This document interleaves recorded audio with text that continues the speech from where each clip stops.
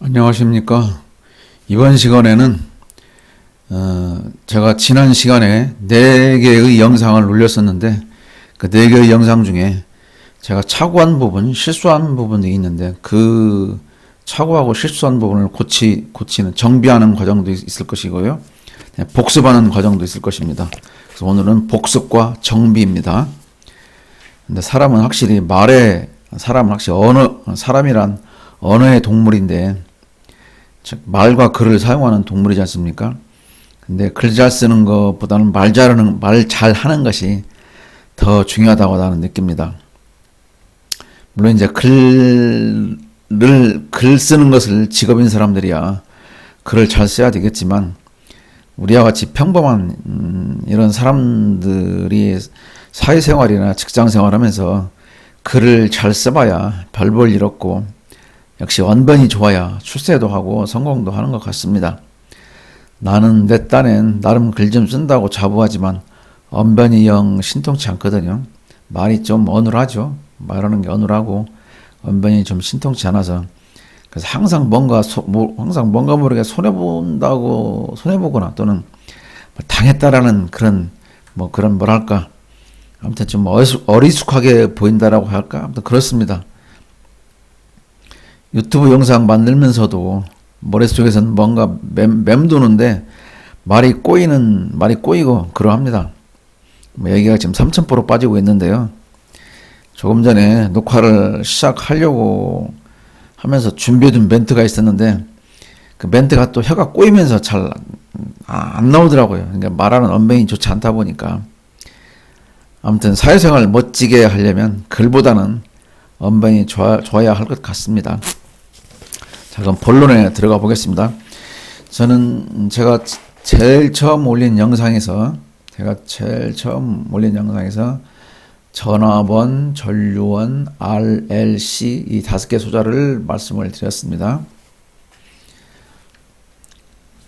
그때 이제 빼먹고 말씀을 못 드린 게, 전기가 흐르는 곳, 전기 에너지가 흐르는 곳과 그 주변엔 항상 RLC가 존재한다. 전기가 흐르는 곳이란 무엇입니까? 도체라고 우리가 흔히 말을 하는데, 교과서 같은데 도체라고 하는데, 도체라고 또 표현하면 이게 머릿속에 얼마나 낫지가 않습니다. 제일 쉬운 표현은 뭐야? 전선이라고 하면 여러분들이 금방 와닿죠. 그래서 전기가 흐르는 곳이란 전선.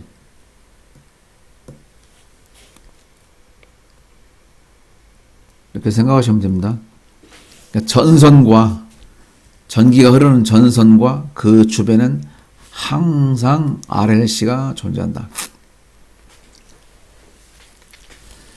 여러분 가정집에 있는 콘센트를 빼내보면 안에 선이 한 가닥, 두 가닥, 세 가닥이 보입니다.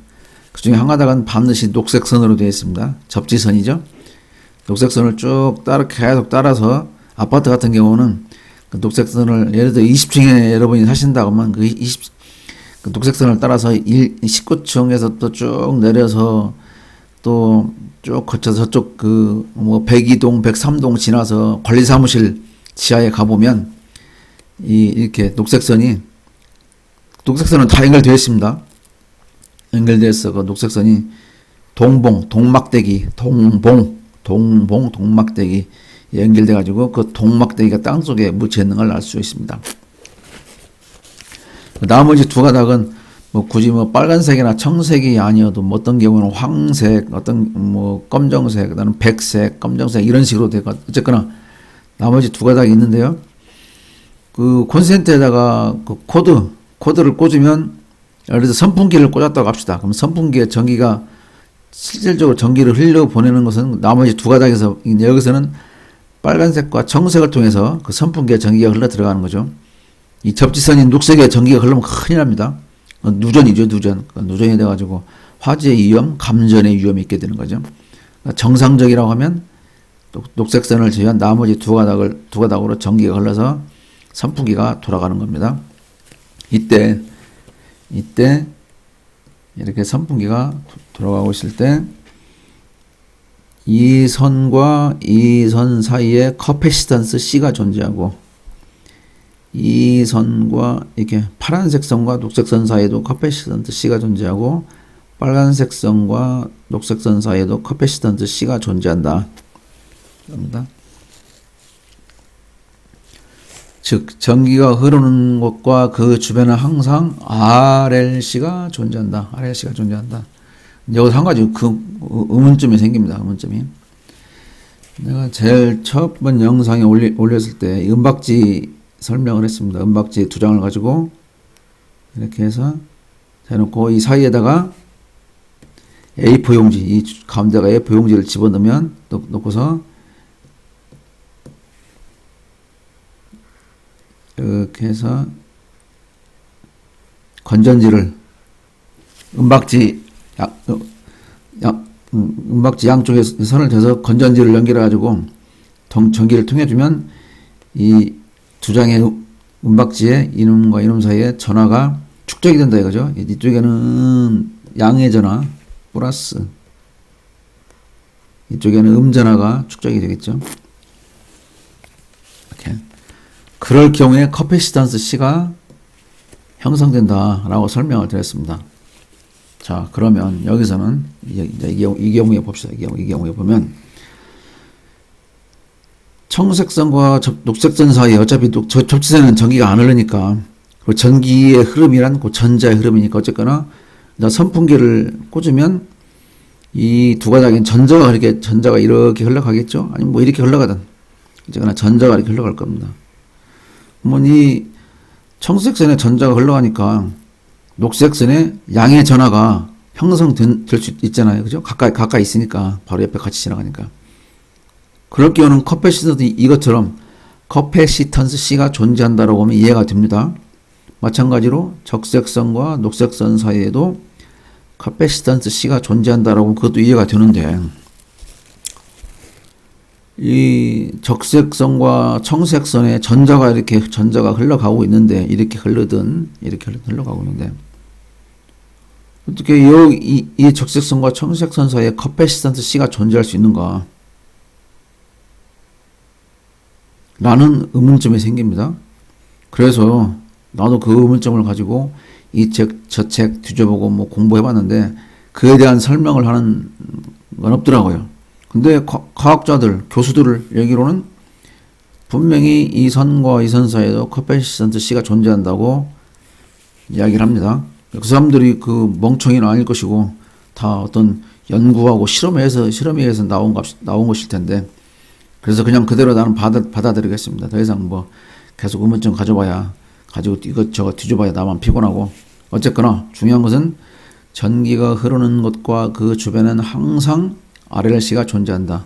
그래서 여러분 벽면 안에 있는 콘센트에 선풍기를 꽂아서 선풍기를 돌리게 되면 거기에는 커패시턴스 C가 각각 이렇게 적색선과 청색선 사이에도 커패시턴스 C가 존재하고, 녹색선과 청색선, 녹색선과 적색선 사이에도 커패시턴스 C가 존재한다. 앞서도 말씀드렸지만 제가 언변이 좀 약합니다. 이해 좀 해 주십시오. 자, 그래 전기가 흐르고 있는 또 청색선 한 가닥만 이쪽으로 이렇게 옮겨와 봤습니다. 전기가 이렇게 전류가 흐르겠죠. 전류아이가 이렇게 흐를 때 이렇게 자속이, 그 도체 전선 주위에 자속이 생기고 거기에 인덕턴스 L, 단연히 헬리죠. 인덕턴스 L이 나타난다 이거죠.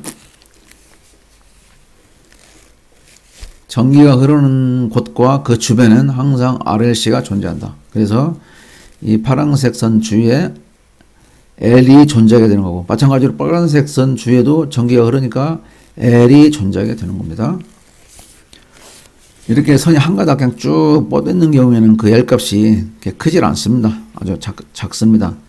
물론 이제 여러분 밖에 나가보면 철탑, 송전선로 철탑, 높이 쏟아져 있는 철탑, 그런 선로의 경우에는 이 L 값을 무시를 못합니다. 그런 선로에서 이 C 값은 무시를 못합니다.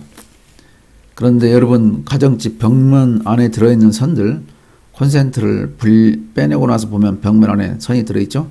그런 선들에서 L 값이나 실 값은 뭐 그렇게 크지가 않습니다. 아주 무시할 정도로 작다고 보시면 됩니다. 그런데 말입니다. 우리가 이렇게 선을 전선이 됐든 뭐 철사가 됐든 이렇게 감는 걸 코일 한다고 그래요. 코일. 모터나 발전기나 변압기는 완전 코일 덩어리입니다. 코일 덩어리. 한 번이라도 분해해 보신 분들은 알겠지만, 그 안에 전선이라고 해야 이런 뭐 피복에 있는 전선이 아니고, 에나멜선 같은 거 있지 않습니까? 에나멜선 같은 거. 그렇게, 또는 얇은 동막대기 같은 거, 동막대기 선 같은 것을, 이런 형태죠, 이런 형태. 가느다란,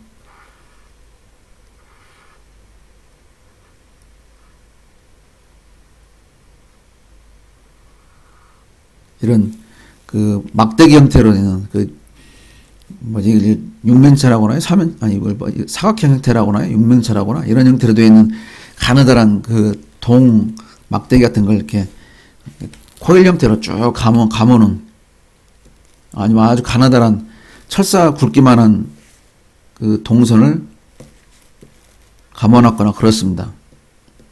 모터, 발전기, 변압기 같은 경우에 이거 코일 한다고 하는데, 이렇게 코일이 되어 있는 경우에는 이 L 값을 무시를 못합니다. L 값이 큽니다. 그래서 모터, 발전기, 변압기에서의 L 값은 무시를 못한다. 내가 발전기가 전압원에 해당된다고 하지만, 발전기 내부에 어쨌거나 그 코일이 감고 있고, 그 코일에 전류가 흐르니까, 거기도 전류가 흐르니까, 발전기는 전압원이면서도 그 안에 L이 있는 겁니다. L 값이. 물론 C도 있지만, C는 아주 작습니다. 발전기 내부의 C 값은. 그 다음에, 이제 이 전선을 이게 옆으로 옮겨서 다시 확대를 시켜봤습니다. 확대를 시켜보니까 이게 동그란 단면적이 볼 것이죠. 보이겠죠. 확대를 시키니까. 그럴 경우에 이게 전류 I가 흘러가면, 전류 I가 흘러든 안 흘러든 저항, 이 도체에는 이러한 값의 저항이 있더라. 이 앞에 로라고 하는 것은 이 전선에 사용된 그 재질, 그러니까 구리라든지 은이라든지 알루미늄에 따라서 결정되는 고유한 값을 또 비저항이라고 합니다. 비저항.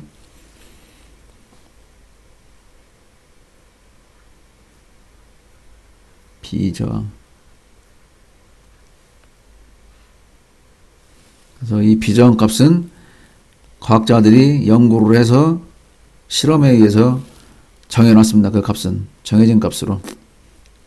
구리, 은, 알루미늄 뭐 또 있겠죠. 여러 가지 그 재질에 따라서 가지는 고유한 값입니다. 다음에 단면적 S, 이 단면적 S분의 이 길이 L, 그게 바로 이 도체가 가지는 저항이더라. 단위는 오hm. 그리고 이 도체에 전류 I가 흐른다고 하면, 도체 I에 전류가 흐른다면, 그리고 이 도체가 어떤 저항 R을 가지고 있기 때문에, 도체는 당연히 모든 도체 전선은 저항 R이 있습니다. 전류가 I가 흐르게 되면 그 저항 R에 의해서 I자승 전류값 곱하기 전류값의 제곱 곱하기 R값에 해당하는 전기 에너지가 여기서 소모가 되더라. 그 소모가 되면서 그게 뭘로 나가면 열로 나가지. 열.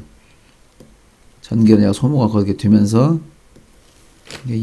열로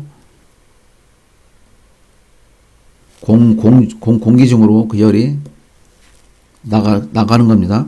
만약에 그 열이 공기 중으로 빠져나가지 못하면 어떻게 되겠습니까? 여기서 뜨거워지겠죠? 뜨거워지면서 그때 피복이 녹고 그때 피복에서 화재가 발생하겠죠? 전선이 굵다는 얘기는 S가 크다는 얘기죠? S가 커지면 커질수록 R값은 작아지겠죠? R값은 전선 굵기가 클수록 R값은 작아지겠죠? 전선 굵기가 작을수록 R값은 커지겠죠? 전선 굵기가 작을수록 R이 커지니까 전선에서 발생되는 열이 많겠죠. 그래서 가느다란 전선을 사용할수록 화재 위험이 높아지겠죠. 물론 이 전류 I가 작다 보면 문제가 안 되겠죠. 전류 I가 클 경우에. 그래서 각 전선에는 허용 전류라는 게 있습니다. 각 전선에는 허용 전류값이 정해져 있습니다. 단위는 암페어로 해서, 그래서 우리가 아파트를 설계하든 단독 주택을 설계하든 공장 건물을 설계하든 전봇대에 매달린 배전설로 그 전선들을 설계하든 철탑 밖에 보면 송전 철탑에 지나가는 그 전선을 설계하든 그 설계할 때 전선 굵기에 따른 이 허용 전류 값을 가지고 그 전선 굵기를 결정을 합니다. 설계할 때. 왜? 화재의 위험이 있기 때문에. 그래서 가능한 한 굵은 것을 사용하려고 합니다. 설계 시에 전기공학도들은 설계 시에 가능한 한 굵은 전선을 사용하려고 하지만 또 너무 굵으면 비용이 많이 나오지 않습니까? 그래서 적정한 그 타입을 하는 거죠. 돈과 다음에 열 발생해도 화재가 위험이 없을 만한 그런 굵기로 해서 설계를 하게 됩니다. 그리고 제 2장 두 번째 올린 영상에서 제가 사인파를 설명하면서 우리나라 전기의 주파수는 60Hz라고 설명을 드렸습니다. 60Hz. 우리나라 전기는 주파수가 60Hz. 즉, 이 말은 60Hz라는 얘기는 여기 보이는 사인파 파형이 이게 한 개 파형인데 여기까지 오면 두 개가 되겠죠? 여기까지 오면 또 세 개가 되겠죠? 이게 1초에 60개가 발생되더라.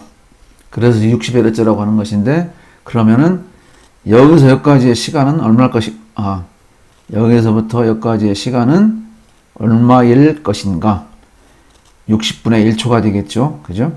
그러면 이 반절의 파형, 이 파형은 그때 내가 30분의 1초 반절의 파형에 해당되는 여기서 여기까지의 시간은 30분의 1초라고 표현했는데 그건 틀린 표현이다. 120분의 1초다. 2분의 1, 60분의 1초의 반절이니까 이렇게 되겠죠. 그러면 이게 당연히 120분의 1초가 되겠죠. 네. 여러분들한테 틀리게 말씀드려서 죄송합니다. 그리고 제가 이 사인파라고 하는 게 실제 도체, 전선에서 전기가 이렇게 흘러갈 때 교류니까 한 번은 이쪽 방향으로 흘러가고 한 번은 이쪽 방향으로 흘러갈 텐데, 교류니까 이쪽 방향으로 흘러갈 때를 플러스라고 놓고 이쪽 방향으로 흘러갈 때를 마이너스라고 놓자면, 실제 여기서 전기가 흘러가는 그 물리량을 수학적으로 표현하니까 이렇게 된 거다. 실제로 이 전선 내에서 그 흘러가는 전기가 이런 식으로 이 파형대로 흘러가지는 않는다. 그래서 이쪽으로 흘러갈 때는 이 위에 값 플러스 방향, 반대 방향으로 흘러갈 때는 밑에 값이라는 걸 설명을 했습니다. 이제 이것을 이제 수학적 식으로 이제 그래프는 이렇게 되지만, 그래프상으로는 이렇게 되지만 수학식으로 표현하면 전압은 이 도체에 걸리는 전압 VT는 최대값 VM, 여기가 최대값이 이게 VM이라는 겁니다. 이게 이 높이와 최대값이 VM. 당연히 여기도 VM이 되겠죠. 여기도 최대값이 여기서부터 여기까지 이 사이가 VM이 되겠지만, 우리가 수학식을 이제 표현하기로 했으니까 수학에서는 마이너스로 넣는 거죠. 이 V는 마이너스고 플러스로 넣는 거고, 플러스인데 우리가 흔히 플러스 표기는 생략을 하죠. 네. 마이너스 이렇게 되는 겁니다. 그래서 VM 사인 오메가 t 플러스 세타, 각도 도 오메가 t도 결국에는 그 각 풀어보면 오메가 t라고 하는 것도 결국에는 각도 각도 도가 됩니다. 각도가 됩니다. 이것도 나중에 언제 하면 또 시간 되면 오메가 T에 대해서 설명을 하겠지만 각도가 됩니다. 또 그러면 여기 흘러가는 전류, 여기 흘러가는 전류량도 이렇게 이제 이런 파형으로 나타나고, 이런 사인 파형으로 나타나고, 그런 이제 식으로 표현하면 최대값 IM. 여기서는 이제 이때는 여기가 IM이 되겠죠. 이 높이가 IM이 되겠죠. 이 높이가 IM. 이 사이가 IM이 되겠죠. IM. 여기는 마이너스 IM이 되겠죠. 이렇게 되겠죠. 식으로 표현하면 이렇게 되더라. 그래프로 표현하면 이런 모양이 되고 되더라. 그러니까 실제로 이제 물리량은 따로 존재하지만 이게 실제 값이 되는 거죠. 값을 구하려면 실제 값을 구하려면 이걸 가지고 구하면 되는 거예요. 실제 여기 전압이 실제 매 순간 전압이 얼마나 걸리는가, 전류가 얼마나 흐르는가, 실제 값은 이거라는 얘기, 전압은 이거고 전류는 이거라는 얘기죠. 전류는 220V라고 우리가 흔히 표현하는 것은 실제 값이 아니라는 거죠. 근데 이제 이렇게 매번 표현하면 사용하기 어려우니까, 실생활에서 이렇게 표현하면 어려우니까 어떻게 좀 연구를 해봤겠죠. 과학자들이 연구를 해서 그 시료값이라는 것을 이제 명칭을 시료값이라고 하고, 이러한 식에 의해서 해보니까 이러한 식을 발견을 했고, 해보니까 220V가 나오더라. 220V가 나오더라. 그다음에 전류 시료값도 그런 식으로 이와 똑같은 공식으로 이렇게 구해서 쓰는 겁니다. 그러다 보니까 전압에서도 그렇지만 루트 2분의 최대값, 더 이상 이제 이런 공식 쓰지 않아도 되는 거죠. 이런 형태가 나오면, 이런 형태가 보이면 무조건 시료값은 루트 2분의 최대값, 이제 이런 공식을 적용하지 않아도 해보니까 이렇게 되더라 이거죠. 이렇게 이걸 막 복잡한 계산을 적분을 해보니까 결국 나오는 건 이렇게 되더라. 결국에는 이렇게 나오더라. 그래서 이제 이런 식이 보이면 그 식의 시료값은 더 이상 이런 것 계산 안 해도 되고, 루트 2분의 최대값이면 되더라. 그래서 여러분 테스트기 한 번이라도 보신 적 있습니까? 그 공부사항 같은 데 가서 그 쉽게 구할 수 있는 테스트기로 예를 들어서 어떤 콘센트 구멍에다가 테스트기를 꽂아서 전압을 쟀을 때 그 테스트기 화면에 보이는 값은 220V가 되고, 또 거기에 화면에 보이는 전류 값은 이 시료 값이 되는 겁니다. 예를 들어서 시료 값이 재보니까 한 3.9V가 나왔다.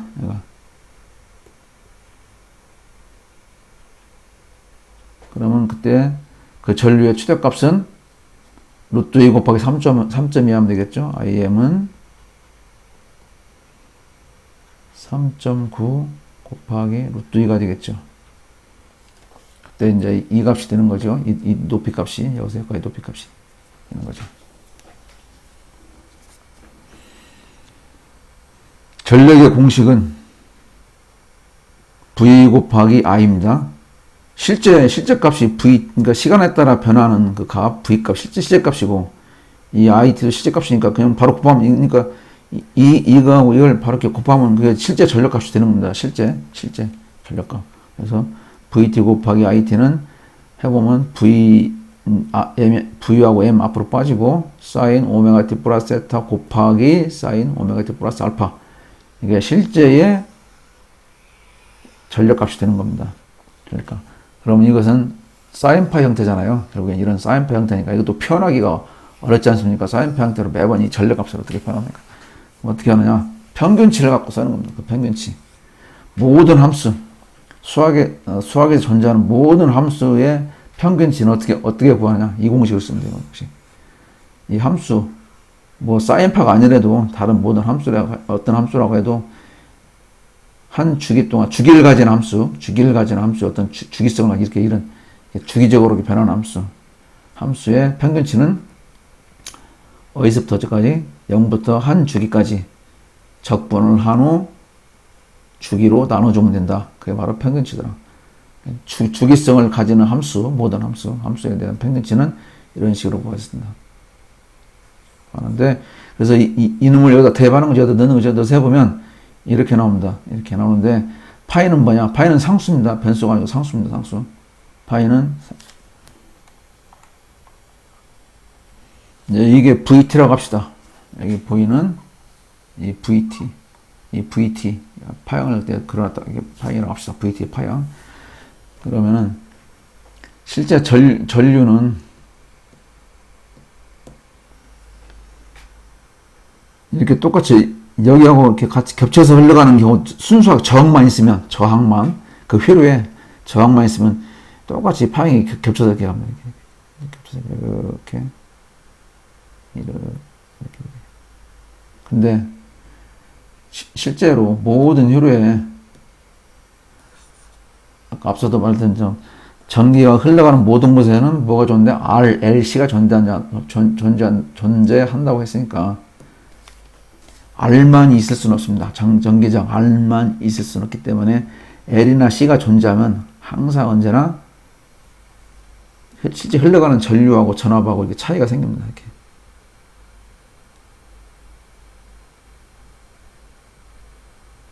잘못 그러지네.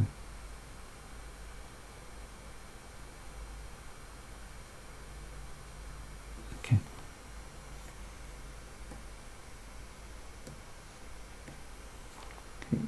여기하고 파란색 전압값하고 이건 전압 파형이고 빨간색은 전류의 파형입니다. 전류의 파형. 빨간색은 전류의 파형.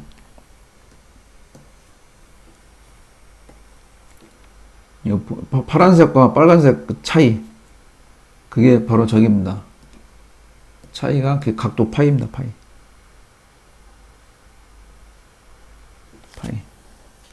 또는 이렇게 앞설 수도 있습니다. 이렇게 앞서서 갈 수도 있습니다. 이렇게 앞서서 전류가 이건 전류입니다. 전류 파형이 이렇게 전압 파형보다 앞서서 실제로 도체에 대해서 그렇게 흘러갑니다. 도체에서 그러니까 그 양이 이 변하는 양이 실제보다 이렇게 앞서서 흘러갑니다.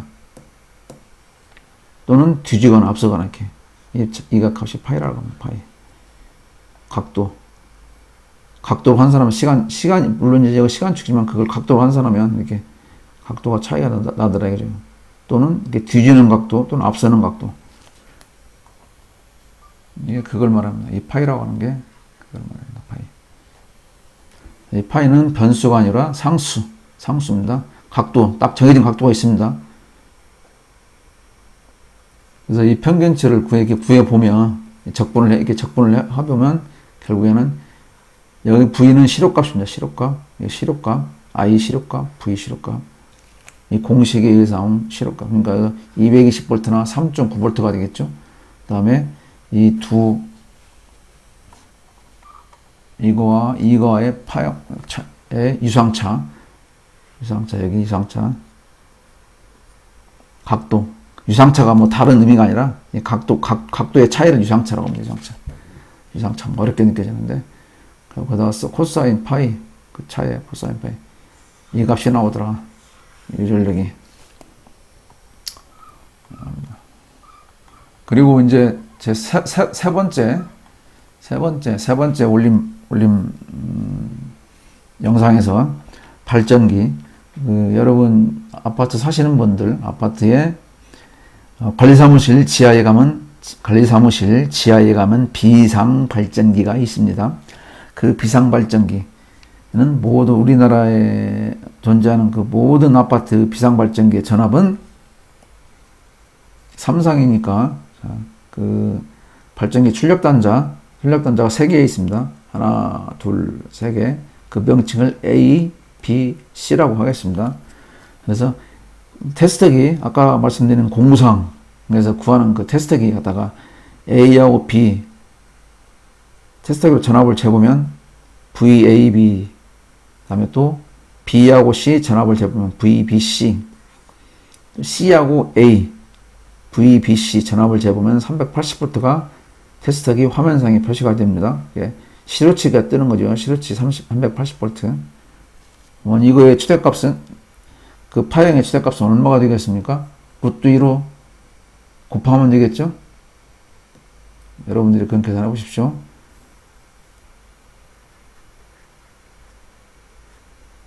이게 여기에 흘러가는, 여기에 걸리는 전압의 최대값 500V가 넘을 것 같은데요. 어마어마하죠? 이거에 감전되면 어떻게 되겠습니까, 여러분? 500V가 넘는데 그대로 끽스 하는 거죠. 그리고 이제 이 점을 NG점이라고 했습니다. NG점, 뉴트럴, 중성점, NG. 그래서 A하고 NG, VANG 전압을 재보면 테스트기로, 그 다음에 B하고 NG, C하고 NG 전압을 재보면 220V가 나옵니다. 220V. 이 380V도 3상, 220V도 3상입니다. 3상. 그러니까 그 파형으로 그리면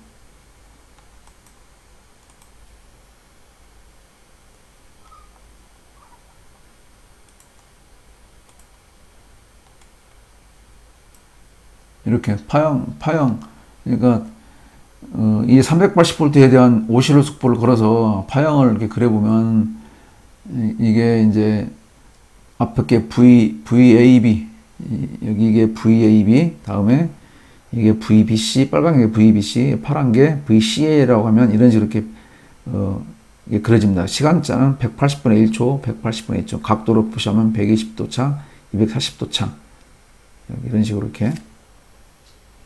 그리고 이거 220V 각각 걸리는 것도 시간차는 이렇게 이런 식으로 나타났어요. 물론 이제 크기는 틀려지겠죠. 이 위에 크기는 380V는 이게 되겠지만 여기 220V에 대한 것은 220 곱하기 루트 2가 되겠죠. 이 크기는. 어쨌거나 그 형태는 이런 식이 되면서 그 차이는 이렇게 120도 차, 240도 차. 시간으로 표시하면 180분의 1초, 180분의 2초가 된다는 얘기죠. 오시로 속보를 걸어서 해보면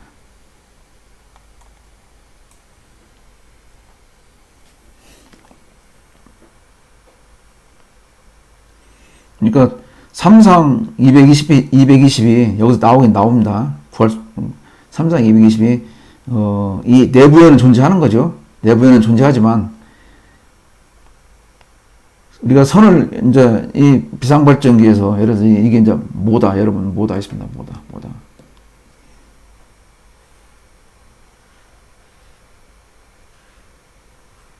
이렇게 축이 있고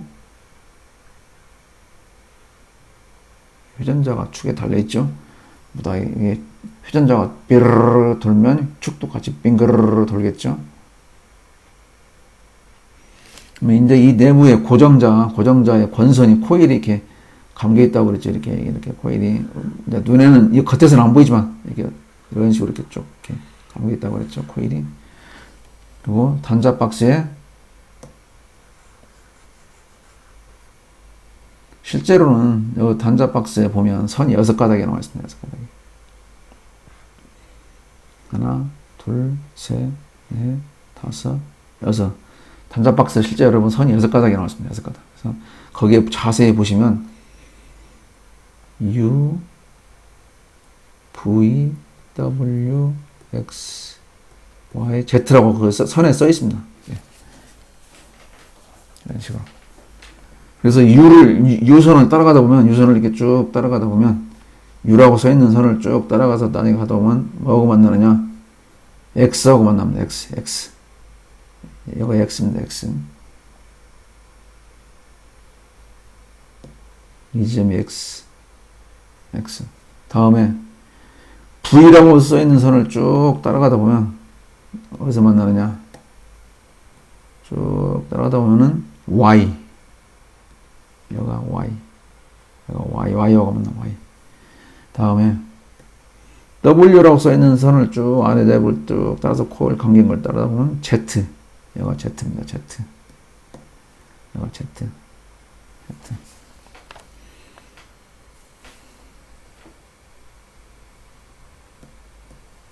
그래서 이렇게 X, Y, Z를 한 군데 선을 묶습니다. 피복을 벗겨내고 한 군데를 묶습니다. 묶어서 이렇게 해서 이렇게 연결할 수 있습니다. 발전기하고.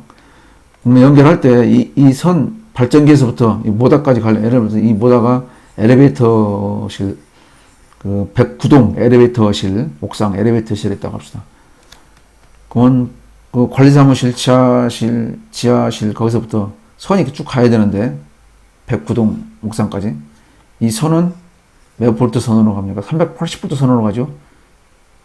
여기서는 이 선에서는 220볼트는 전혀 검출되지 않습니다. 이 선에서는 220볼트를 검출할 수 없습니다. 이놈하고 이놈 이렇게 세 가닥이 가는데 여기하고 저는 380, 여기하고 이렇게 저도 380 그렇지 않습니까? 그러니까 발전기 내부적으로는 삼상 220이 존재하지만 결국에는 이 선에서는 220볼트가 존재하지 않습니다. 자, 그럼 이제 모터에 이렇게 선을 연결했습니다. 이제 이걸 Y 결선이라고 하죠.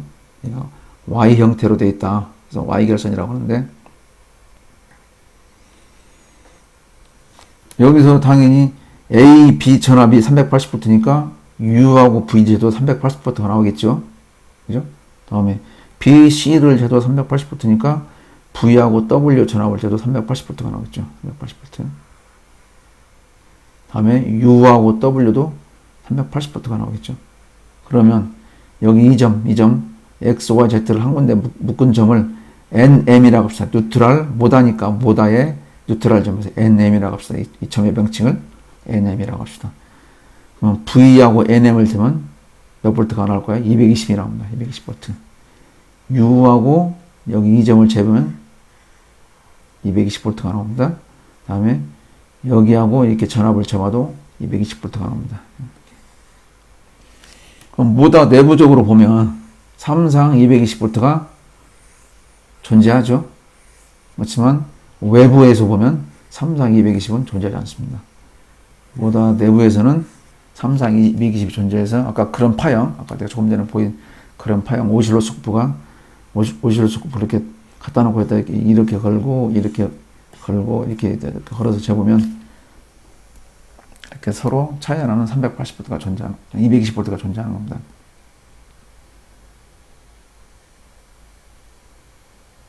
물론 이제 이걸 델타 결선 할 수도 있죠. 델타 결선이라고 해서 뭐 아시는 분은 아시겠지만 델타 결선이라고 해서 이런 식으로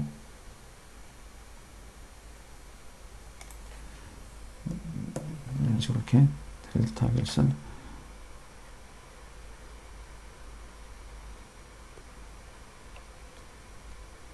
델타 형태다 이거죠. 이걸 델타라고 하셨습니다. 델타 이라는 델타 형식으로 여기가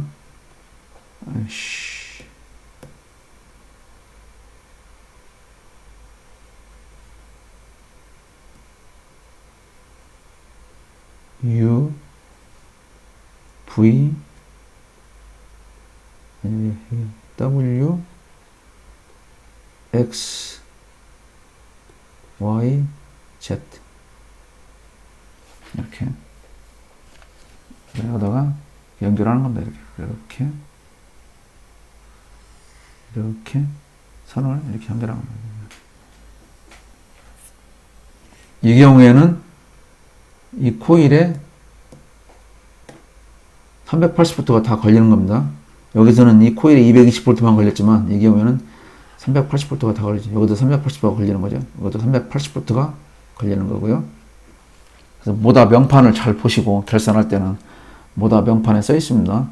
이 델타 이런 식으로 결선해도 쓸 수 있는지 아니면 이런 식으로 결선에 써야 되는지 하는 것은 모다 명판에 표기되어 있으니까 그 명칭을 보시고 명판을 보고 하면 됩니다. 그래서 만약에 이런 식으로 결선하게 되면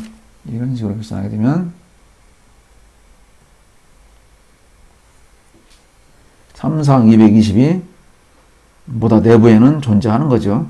삼상 220이 이런 식으로 결선하게 되면 삼상 220은 없게 되고 삼상 380만 존재하는 거죠.